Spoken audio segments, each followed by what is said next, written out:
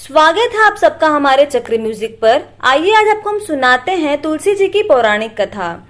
तुलसी पूर्व जन्म में एक लड़की थी जिनका नाम वृंदा था। राक्षस कुल में जन्मी यह बच्ची बचपन से ही भगवान विष्णु की भक्त थी। जब वह बड़ी हुई तो उनका विवाह राक्षस कुल में ही दानव राज जलंधर से संपन्न हुआ। राक्षस जलंधर समुद्र से उत्पन्न हुआ था। वृंदा बड़ी ही प्रतिव्रता स्त्री थी, सदा अपने पति की सेवा किया करती थी। एक बार देवताओं और दानवों में युद्ध हुआ। जब जलंधर युद्ध पर जाने लगे तो वृंदा ने कहा, स्वामी आप युद्ध पर जा रहे हैं, आप जब तक युद्ध में रहेंगे मैं पूजा में बैठकर आपकी जीत के लिए अनुष्ठान करूंगी। जब तक आप नहीं लौट आते मैं अपना संकल्प नहीं छोड़ूंगी। जलंधर तो युद्ध में चला गया और वृंदा व्रत का संकल्प लेकर पूजा में बैठ गई। उसके व्रत के प्रभाव से देवता भी जलंधर को न हरा सके। सारे देवता जब हारने लगे तो विष्णु जी के पास पहुंचे और सभी ने भगवान से प्रार्थना की।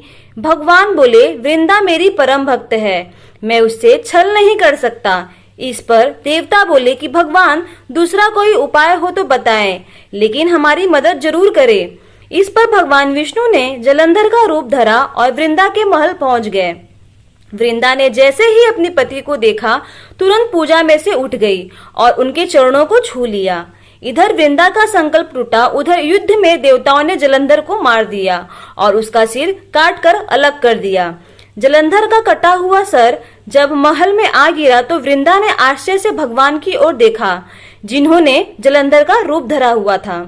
इस पर भगवान विष्णु अपने रूप में आ गए और कुछ न बोले। वृंदा ने कुपित होकर भगवान को श्राप दे दिया कि वे पत्थर के हो जाए।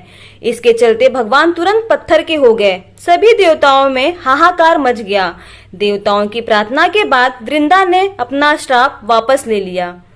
इसके बाद वे अपने पति का सिर लेकर सती हो गई। उनकी राख से एक पौधा निकला। तब भगवान विष्णु जी ने उस पौधे का नाम तुलसी रखा और कहा कि मैं इस पत्थर रूप में भी रहूंगा, जिसे शालिग्राम के नाम से तुलसी जी के साथ ही पूजा जाएगा। इतना ही नहीं, उन्होंने कहा कि किसी भी शुभ कार्य में बिना तुलसी जी के भोग के पहले कुछ भी स्वीकार नहीं करूंगा। तभी से ही तुलसी जी की पूजा होने लगी। कार्तिक मास में तुलसी जी का विवाह शालिग्राम जी के साथ ही देव उठावनी एकादशी के दिन इसे तुलसी विवाह के रूप में मनाया जाएगा।